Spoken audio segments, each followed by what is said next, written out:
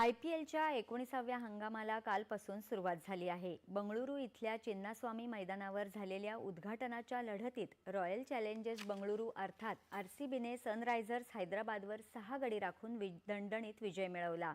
नाणेफेक गमावून प्रथम फलंदाजी करताना हैदराबादने ईशान किशनच्या 80 आणि अनिकेत वर्माच्या 43 धावांच्या बळावर निर्धारित 20 षटकात 9 गड्यांच्या मोबदल्यात 201 धावांपर्यंत मजल मारली होती। विजयासाठी मिळालेलं 202 धावांचं मोठं आव्हान RCBने विराट कोहलीच्या नाबाद 69 आणि देवदत्त पड्डीकलच्या 61 धावांच्या खेळीच्या जोरावर सहज पार केलं।